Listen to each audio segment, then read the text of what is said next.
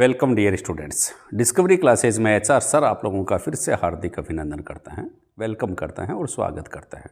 Dear students, कोई भी competitive examination हो उसमें अगर प्रतिबिंबों से संबंधित कोई प्रश्न आता है, अब चाहे वो प्रतिबिंब उत्तल दर्पण का हो, अवतल दर्पण का हो, उत्तल लेंस का हो, अवतल लेंस का हो, वह आपके दिमाग में कुछ ना कुछ कन्फ्यूजन उत्पन्न जरूर कर देता है। और उसका ऑब्जेक्टिव जब टिक लगाते हैं आप, ठीक है, ऑब्जेक्टिव के ऊपर टिक लगाते हैं ना, तो थोड़ा सा डरा हुआ टिक लगता है। ठीक है, तो आज की क्लास में आपके इस डर को खत्म करने का प्रयास रहेगा और जो टिक लगेगा वह आपको सफलता जरूर दिलाएगा।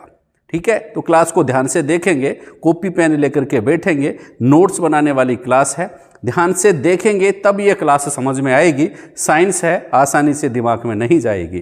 ठीक है बच्चा, तो देखिए क्या खास बात है। बात करेंगे हम सबसे पहले जितने भी प्रतिबिंब बनते हैं, लगभग 100% जितने भी प्रतिबिंब बनते हैं वो कहाँ बनते हैं, कैसे बनते हैं, प्रकृति क्या होती है, उत्तल लेंस से बनते हैं तो क्या होता है, अवतल लेंस से बनते हैं तो क्या होता है, उत्तल दर्पण से बनते हैं तो किस प्रकार के बनते हैं, और अवतल दर्पण से बनते हैं तो किस प्रकार के बनते हैं। सभी को अगर आपको आपके दिमाग में बैठाने के लिए मैंने इस क्लास को थोड़ा सा मैनेज किया है, व्यवस्थित किया है कि अगर हम बच्चों को इस प्रकार से पढ़ाएंगे तो ये टॉपिक, ये प्रतिबिंब उसके दिमाग में घुस जाएंगे और कभी बाहर नहीं आएंगे। ठीक है, तो ध्यान से क्लास को देखेंगे भाई। तो सबसे पहले इन टॉपिक्स को, मतलब 4 बातें हैं अपने पास। एक तो अवतल दर्पण, ठीक है, उत्तल दर्पण, अवतल लेंस और उत्तल लेंस। ठीक है, 4 दर्पण और लेंस है। इनसे संबंधित प्रश्न ही एग्जामिनेशन में पूछे जाते हैं, चाहे वो बोर्ड की एग्जामिनेशन हो या फिर कॉम्पिटिटिव एग्जामिनेशन हो, आईएएस हो, आरएएस हो, एसएससी हो, रेलवे हो, सभी के प्रश्न सही होंगे इस क्लास को देखने के बाद। तो कैसे दिमाग में फीड करें, सोचा है मैंने कुछ इस प्रकार से। देखिए, सबसे पहले आपको यह ध्यान में रखना है कि 2 चीजें कार्य की दृष्टि से एक समान है, प्रतिबिंब की दृष्टि से एक समान है। एक तो अवतल दर्पण और दूसरा उत्तल लेंस, ये दोनों धर्मबाई हैं। अवतल तो दर्पण और उत्तल लेंस। आप ये ध्यान में रखना, दर्पण जो होता है यह परावर्तन करता है, दर्पण क्या करता है, प्रकाश का परावर्तन करता है, और लेंस जो होता है वह प्रकाश का अपवर्तन करता है। ठीक है, ठीक है ना, दर्पण परावर्तन करता है, लेंस अपवर्तन करता है। तो 2 मैंने आपके सामने इस बोर्ड पे बनाए हैं, एक तो अवतल दर्पण बनाया है और एक उत्तल लेंस बनाया है। जो नहीं जानते उनको समझा देता हूं बच्चा। यह तो है अवतल दर्पण, यह तो क्या है, अवतल दर्पण है, और इधर जो मैंने बनाया है यह है उत्तल लेंस। यह कौन सा है, उत्तल लेंस। तो सबसे पहला काम आपको क्या करना है, थोड़ी बहुत जानकारी ले लेनी है इनकी। क्या जानकारी लेनी है कि कोई भी दर्पण जो होता है इसका एक तरफ पॉलिश की होती है, एक पृष्ठ पर पॉलिश की होती है, जबकि लेंस जो होता है वह पारदर्शक होता है और उनके 2 पृष्ठ होते हैं, इधर वाला, दोनों पृष्ठों में कम से कम एक पृष्ठ गोल होना चाहिए। ठीक है, यहां पर इसके दोनों पृष्ठ गोल हैं, इसलिए इसको क्या कहते हैं, द्वि उत्तल या उत्तल लेंस कहेंगे। यह बात समझ में आ गई। इधर अगर परावर्तक पृष्ठ धंसा हुआ है तो इसको अवतल, अव का मतलब धंसा हुआ, ठीक है, अवतल दर्पण इसको कहेंगे। अब दूसरी बात आपको क्या ध्यान में रखनी है, इधर देखना है पहले किसकी तरफ, अवतल दर्पण की तरफ। अवतल दर्पण में जो मैंने कुछ 4 पॉइंट यहां पर बना रखे हैं, ठीक है, इस पॉइंट का नाम आपको ध्यान में रखना है, इसको ध्यान में रखना है। इसको कहते हैं दर्पण का ध्रुव कहते हैं, दर्पण का ध्रुव कहते हैं। लेकिन ऑब्जेक्टिव जब आप एबेसेड देखेंगे उसमें प्रश्नों में, तो यहां पर आपको P मिलेगा। इसका क्या मिलेगा, P मिलेगा। ठीक है, क्योंकि दर्पण का ध्रुव जो होता है उसको P से रिप्रेजेंट करते हैं। ठीक है, और इधर हम बात करें, यहां इसका जो ये पॉइंट मैंने बना रखा है लेंस में, तो इसको हम कहते हैं बच्चा प्रकाशिक केंद्र। क्या कहते हैं, प्रकाशिक केंद्र। ऑप्शन में प्रकाशिक केंद्र भी मिल सकता है और आपको इसको ओ भी मिल सकता है, ओ, क्योंकि इसको किससे रिप्रेजेंट करते हैं, ओ से रिप्रेजेंट करते हैं। तो ये खास बात आपको याद रखनी है कि अवतल दर्पण जो होता है उसके परावर्तक पृष्ठ का मध्य बिंदु ध्रुव कहलाता है, और प्रकाशिक लेंस का जो मध्य भाग है, मध्य बिंदु जो है, उसको प्रकाशिक केंद्र कहते हैं। ध्रुव को पी से रिप्रेजेंट करते हैं और प्रकाशिक केंद्र को ओ से रिप्रेजेंट करते हैं। यह है बात आप याद रखें, ठीक है। अब थोड़ा सा आगे चलते हैं। क्या भाई, यहां पर जो पहला बिंदु मैंने लिख रखा है इसको हम एफ से रिप्रेजेंट करते हैं, एफ फोकस बिंदु, ठीक है। दर्पण में फोकस बिंदु कहेंगे। फिर इसको कहेंगे सी, ये वक्रता केंद्र है। पिछली क्लासेज और ज़्यादा समझनी है तो पिछली क्लासेज आप मेरी देख सकते हैं हमारे यूट्यूब चैनल पर। इसकी जो 10th क्लास की जो मैंने वो बना रखी है, क्या कहते हैं उसको, लिस्ट बना रखी है, उसमें आप देख सकते हैं। इसको सी से रिप्रेजेंट कर देंगे, यहां पर सी से परे इसको रिप्रेजेंट करते हैं, सी से परे, ठीक है। 3 एफ आपको ध्यान में रखना है, सी ध्यान में रखना है, सी से परे ध्यान में रखना है, क्योंकि प्रतिबिंब को याद करवाने का और कोई तरीका नहीं है। इसके पीछे डैश डैश लगा करके यहां पर आप अनंत लिख सकते हैं। तो ये कम से कम 4 बिंदु आप याद रखेंगे। एक तो ध्रुव, फोकस बिंदु, वक्रता केंद्र, सी से वक्रता केंद्र से परे, और अनंत। देखो ये अनंत हो गया, ठीक है, ये अनंत है। यह क्या है, वक्रता केंद्र है, क्योंकि दोनों ऑप्शन मिलेंगे, वक्रता केंद्र भी मिल सकता है और क्या मिल सकता है, सी भी मिल सकता है। यह क्या है, फोकस बिंदु। क्या है, फोकस बिंदु। ये तो याद रखेंगे नामावली किसकी, अवतल दर्पण की। ये नाम याद रखेंगे, अवतल दर्पण में फोकस बिंदु इधर से, फिर वक्रता केंद्र से परे यानी कि सी से परे, और अनंत, ये शब्द। यहां पर आपको क्या ध्यान में रखना है, लेंस से संबंधित, कि ये तो ध्यान रखना, यहां पर होता है F1, क्या होता है F1 फोकस 1, फिर यहां पर 2F1, क्या होता है बच्चा 2F1, और यहां पर क्या होता है 2F1 से परे, ठीक है, 2F1 से परे, और फिर उनके पीछे यहां पर जैसे अपन ने बनाए थे, यहां पर ये क्या होता है बच्चा, अनंत होता है। क्या होता है, अनंत होता है। फिर लेंस के तो आर पार दिखाई दे सकता है, इसलिए उन बिंदुओं का भी आपको ध्यान में रखना पड़ेगा, उन बिंदुओं को भी आपको ध्यान में रखना पड़ेगा। क्या कि ये जो बिंदु है यहां पर, इसको अपन कहते हैं बच्चा F2, क्या कहते हैं F2। इस अगले बिंदु को 2F2, इसको क्या कहते हैं 2F2 से परे, 2F2 से परे, और फिर आगे आप डॉट डॉट लाइनों से क्या लिख सकते हैं, अनंत लिख सकते हैं। क्या लिख सकते हैं बच्चा, अनंत लिख सकते हैं। तो ये दोनों डायग्राम आपको, ये दोनों चित्र आपको याद रखने हैं, क्योंकि अगर ये दोनों चित्र आपके याद है ना, तो ही ये प्रतिबिंब का जो निर्माण है वो लगभग आपको आ जाएगा, कभी कंफ्यूजन नहीं होगा, ठीक है। 1-2 बार देख लें चित्र बना करके, F1 2F1 2F1 से परे, F2 2F2 2F2 से परे, और अनंत, ठीक है। इधर ये अनंत आ गया, यहां पर FC से परे और अनंत। कोई ज्यादा टेंशन वाली बात नहीं है। अब अगर आपने इस प्रकार का लिख लिया है, नोट्स बना लिए हैं, क्योंकि नोट्स बनाएंगे ना तब जाकर के समझ में आएंगे, साइंस है, इसके प्रश्न ऐसे ही याद नहीं हो पाएंगे, ये नोट्स बनाने पड़ेंगे, थोड़ी सी प्रैक्टिस करनी पड़ेगी। 1 घंटा आप इसको दे देंगे, फिर हर 5 दिन में रिवीजन कर लेंगे, तो परमानेंट मेमोरी में ये बातें चली जाएंगी, ठीक है। तो देखिए क्या खास बात है, आपको प्रश्न तो कहां से, पहले अपन अवतल दर्पण के बता देते हैं, प्रश्न कहां से बनेंगे। मैं थोड़ा सा इनको मिटा देता हूं, इधर बाद में मिटाएंगे। चलो पहले प्रश्न क्या आएगा, यहां पर अवतल दर्पण जो होता है, यहां पर कोई वस्तु, ये देखिए, ये एक प्रश्न यहां पर बनता है, आप लोगों से पहला प्रश्न बनता है, इधर मैं प्रश्न बना रहा हूं, यह पहला प्रश्न है। कौन सा प्रश्न है भाई, पहला प्रश्न है, क्वेश्चन नंबर 1। आप लोगों से पूछें कि अगर वस्तु अनंत पर स्थित है, उसका प्रतिबिंब कहां बनेगा। अवतल दर्पण के सामने कोई वस्तु अनंत पर रखी हुई है, वस्तु नाम अगर याद नहीं आए प्रश्न में तो बिंब आ जाएगा। अगर कोई बिंब अवतल दर्पण के सामने अनंत पर रखा हुआ है तो उसका प्रतिबिंब कहां बनेगा, कैसा बनेगा, ठीक है, उसकी प्रकृति कैसी होगी, ठीक है, उसका साइज कैसा होगा, ठीक है। तो ये पूछ लेते हैं। ठीक है, स्थिति पूछ लेते हैं, साइज पूछ लेते हैं, प्रकृति पूछ लेते हैं, समझाएंगे इसको। दूसरा प्रश्न पूछ ले, अगर वस्तु कहां पर स्थित हो, अगर वस्तु सी से परे हो। दूसरा प्रश्न ये फिक्स है बच्चा, ये फिक्स है।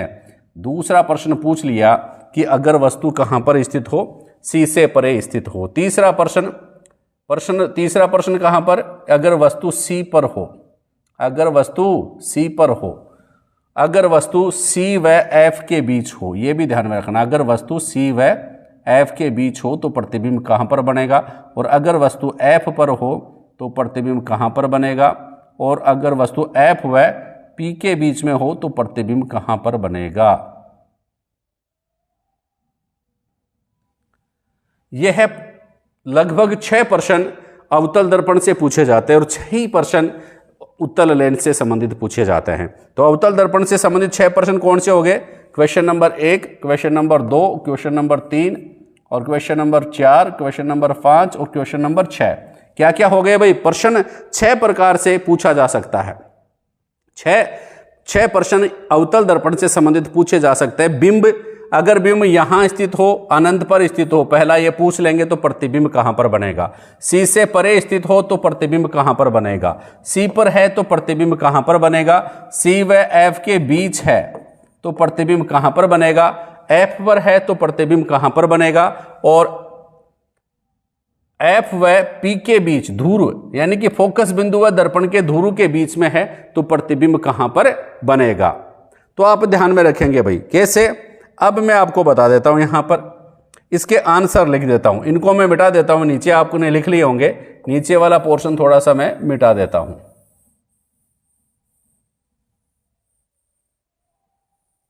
ताकि इधर आंसर लिख दूं। देखिए, अब आंसर आपको शुरू करने पड़ेंगे एफ से। कहां से? ये तो है बच्चा, आपको वापस से मैं थोड़ा सा रिवाइज करवा देता हूं। ये तो है एफ, ठीक है, यह है सी, यह क्या है? सी से परे, ठीक है, सी से परे, यह सी व एफ के मध्य, ठीक है, और यह क्या है? अनंत है। यह क्या है? अनंत है। तो पहला प्रश्न का आंसर आपको कहां देना पड़ेगा? अगर वस्तु अनंत पर है तो उसका प्रतिबिंब कहां पर बनेगा भैया? फोकस बिंदु पर। फोकस बिंदु पर प्रतिबिंब कहां पर? फोकस बिंदु पर बनेगा। ये देखो, ये उत्तर स्टार्ट हो गया है। ये एफ पर किसका?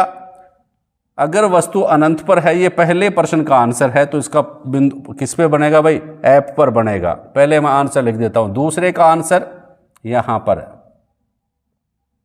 तीसरे का आंसर यहां पर, चौथे का आंसर यहां पर, और पांचवे का आंसर यहां पर,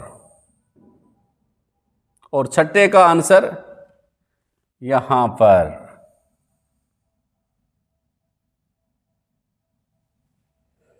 ठीक है, मतलब आपको ये डायग्राम अगर याद हो गया तो आपने इनका आंसर दिए तो क्वेश्चन हो गए, और आपको टॉपिक ऑब्जेक्टिव उसके ऊपर कौन से ऑप्शन पर टिक लगाना है, ये इसके ऊपर जो मैंने बता रहा हूं। पहले प्रश्न का आंसर यहां से, दूसरे प्रश्न का आंसर ये, तीसरे का ये, चौथे का ये, पांचवे का ये। अब देखिए प्रश्न कीजिए ऊपर से कि अगर वस्तु अनंत पर है, यह क्या है? अनंत है। अनंत पर है तो उसका प्रतिबिंब कहां पर बनेगा? आंसर देख लीजिए, ये रहा, ये क्या है? फोकस पर। अगर वस्तु अनंत पर है तो उसका प्रतिबिंब फोकस पर बनेगा। अगर वस्तु सी से परे है तो दूसरे का आंसर कौन सा है? ये है, मतलब एफ व सी के मध्य बनेगा। एफ व सी के मध्य बनेगा। तीसरा क्या है? अगर वस्तु सी पर है तो प्रतिबिंब कहां पर बनेगा? तीसरे का आंसर ये रहा। कहां पर बन रहा है? सी पर ही बन रहा है। अगर वस्तु सी पर है तो प्रतिबिंब भी कहां पर बनेगा बच्चा? सी पर ही बनेगा। फिर चौथा प्रश्न क्या है कि अगर वस्तु सी व एफ के मध्य है तो चौथे का आंसर कौन सा आएगा? ये सी से परे प्रतिबिंब बनेगा। कहां पर बनेगा? सी से परे बनेगा। और अगर वस्तु एफ पर है तो प्रतिबिंब कहां पर बनेगा? अनंत पर। पांचवा प्रश्न है, अगर वस्तु या बिंब एफ पर है तो प्रतिबिंब, इसका आंसर कौन सा? ये कहां पर बनेगा? अनंत पर बनेगा। और छठवां प्रश्न यह है कि अगर वस्तु एफ व किसके बीच में? पी के बीच, यानी कि दर्पण के ध्रुव व फोकस बिंदु के स्थित है, तो छठवें का आंसर यह है कि दर्पण का जो प्रतिबिंब बनेगा, बिंब का, वस्तु का प्रतिबिंब बनेगा, वह दर्पण के पीछे बनेगा। इधर वाले जितने भी प्रतिबिंब है, देखो उल्टा तीर का निशान है, ये भी उल्टा है, ये भी उल्टा है, ये भी उल्टा है, ये भी उल्टा है, ये उल्टा है। तो इधर वाले जितने भी प्रतिबिंब बन रहे हैं ना पांचों स्थितियों के लिए, वे कैसे हैं? वास्तविक हैं। वास्तविक व उल्टे, वास्तविक व उल्टे प्रतिबिंब बनते हैं। अब आपको ये भी पूछ लेते हैं कि वस्तु से छोटे बनते हैं या बड़े बनते हैं, तो आपको करना क्या है? आपको बताना है, देखो अगर अनंत पर है तो प्रतिबिंब बनेगा किस पर? फोकस पर, छोटा, बिंदुवत बताओ, अब छोटा भी मत बताओ, बिंदु के समान, ठीक है, बिंदु के समान प्रतिबिंब बनेगा। अगर वस्तु सी से परे है तो प्रतिबिंब, दूसरा आंसर यहां पर सी व एफ के मध्य कैसा बनेगा?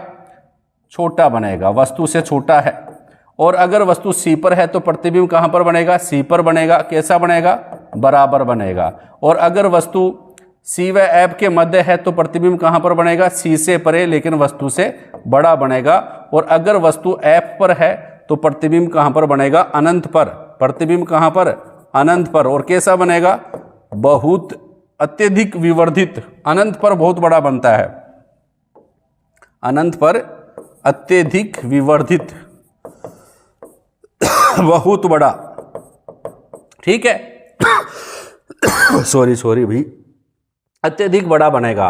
और अगर वस्तु कहां पर स्थित हो? दर्पण के ध्रुव व वक्रता केंद्र के बीच में स्थित हो, इसके फोकस बिंदु के बीच में स्थित हो, तो उसका प्रतिबिंब दर्पण के पीछे बनेगा, कैसा बनेगा? बहुत बड़ा बनेगा और आसी बनेगा। आसी का मतलब आभासी व सीधा बनेगा, आभासी व सीधा बनेगा। मतलब अगर आपने यह डायग्राम याद कर लिया तो आपको याद हो गया कि कौन सा प्रतिबिंब कहां बनने वाला है, ठीक है। अब इसका भी देख लीजिए, बाकी के कोई टेंशन नहीं रहेगी। फिर इसका भी देख लीजिए, उत्तल लेंस। उत्तल लेंस में भी यही स्थितियां होंगी, 6% बनेंगे कि अगर वस्तु अनंत पर स्थित हो। पहली स्थिति, थोड़ा कलर चेंज कर देते हैं। अगर वस्तु अनंत पर स्थित है, अगर वस्तु अनंत पर स्थित है तो उसका प्रतिबिंब कहां बनेगा? पहला प्रश्न। दूसरा 2f1 से परे। पहले तो ये बिंदुओं के नाम याद हो जाएंगे ना, बिंदुओं के नाम याद हो जाएंगे तब कोई टेंशन नहीं है, ठीक है। दूसरा, अगर वस्तु 2f1 से परे है तो प्रतिबिंब कहां पर बनेगा? 2f1 पर है तो प्रतिबिंब कहां बनेगा? 2f1 व f1 के बीच में है तो प्रतिबिंब कहां पर बनेगा? और f1 पर है तो प्रतिबिंब कहां बनेगा? और f1 व प्रकाशीय केंद्र के बीच में है तो प्रतिबिंब कहां बनेगा?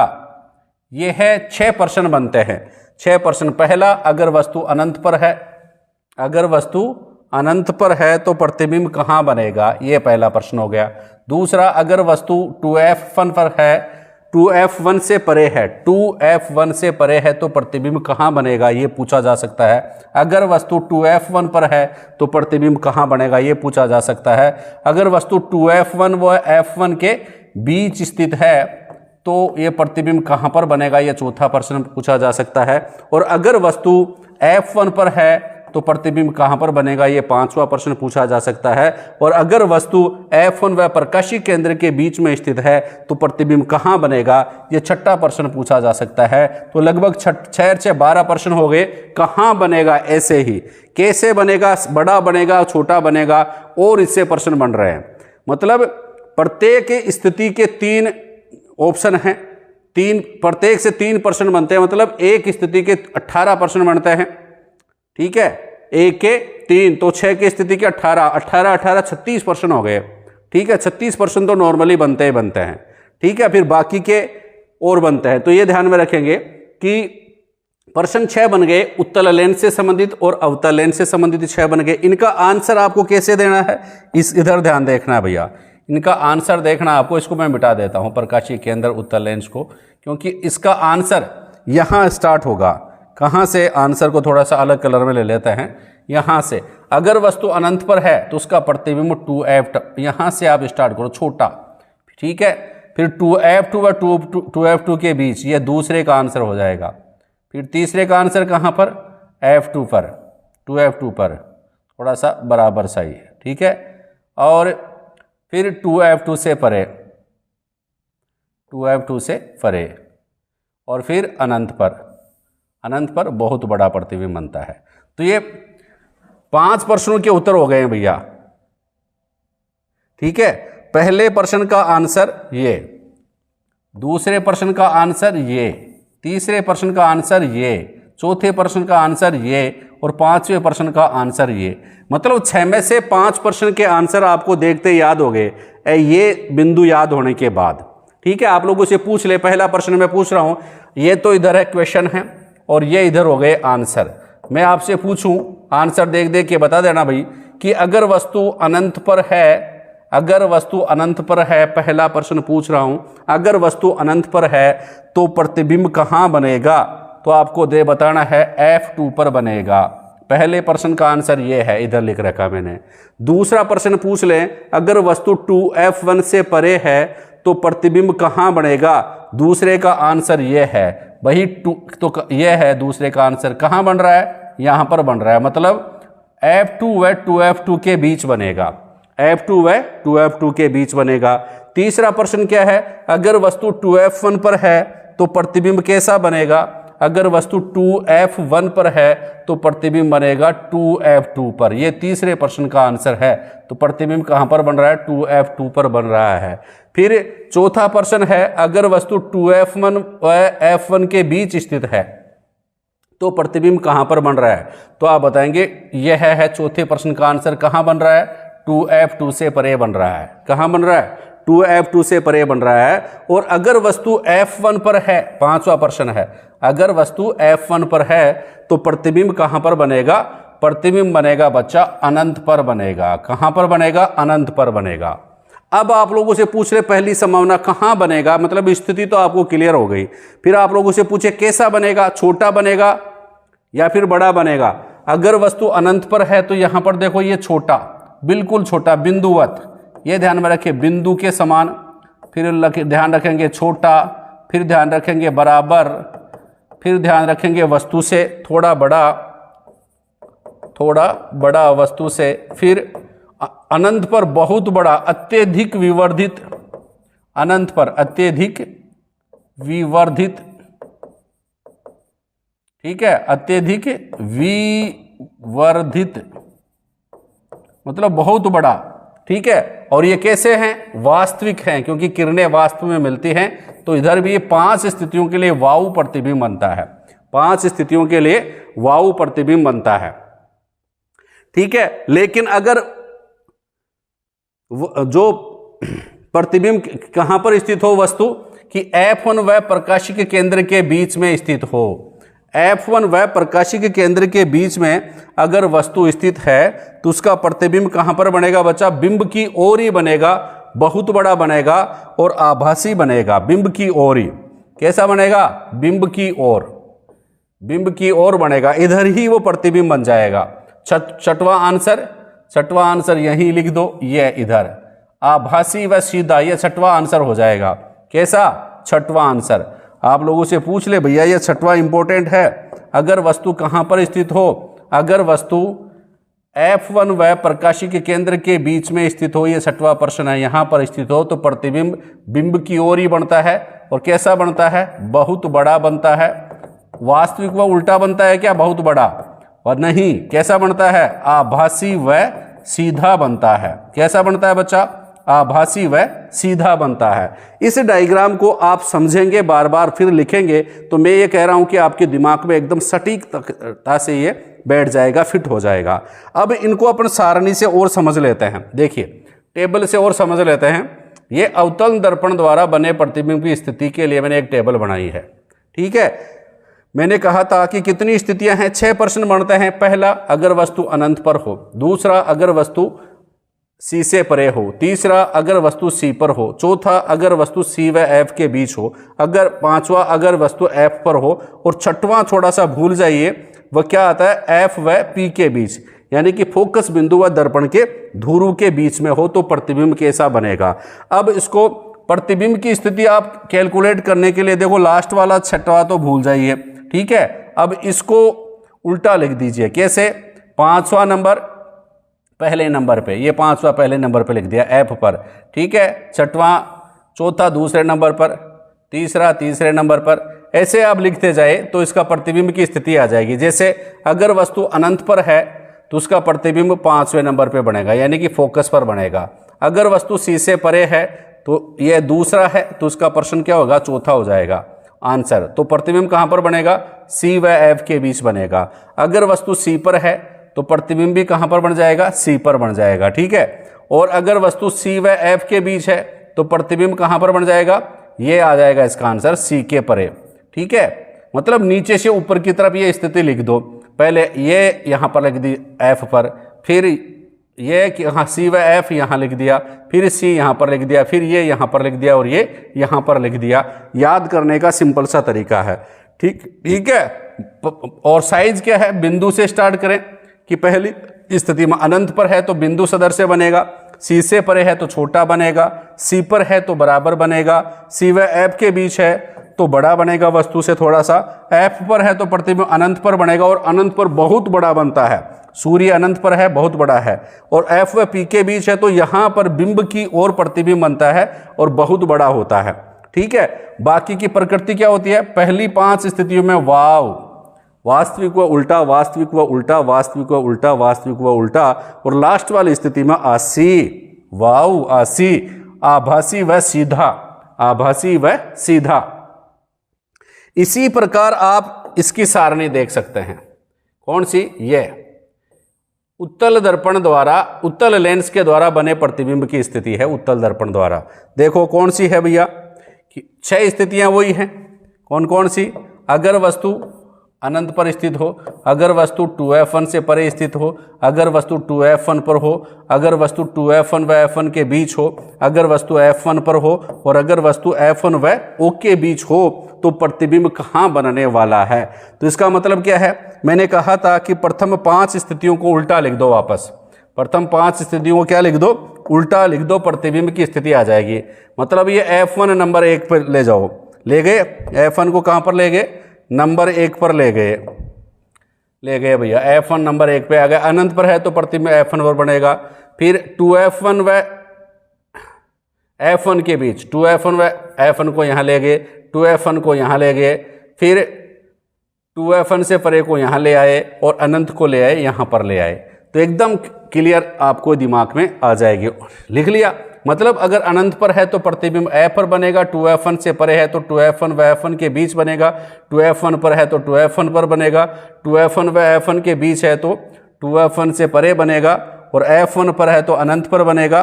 और फिर 6वीं स्थिति क्या है, f1 व प्रकाशी के केंद्र के बीच में है तो प्रतिबिंब बिंब की ओर ही बनेगा, बहुत बड़ा बनेगा। वैसे ही स्थिति यह है कि प्रथम 5 स्थितियों में वाव और बाकी आसी, आभासी व सीधा। वाव का मतलब वास्तविक व उल्टा। तो ये दोनों अगर सारणी याद हो गई हैं तो आप देख लो कितने प्रश्न हो गए हैं। एक में कितने प्रश्न हैं, एक सारणी में देखो आप कि 6 तो स्थितियां हो गई, 6 दूनी 12, 36 18, 6 चौक 24, 24 दूनी 48 प्रश्न यहाँ पर हो गए हैं आप लोगों के, कम से कम 48, 58 क्वेश्चंस हो गए हैं।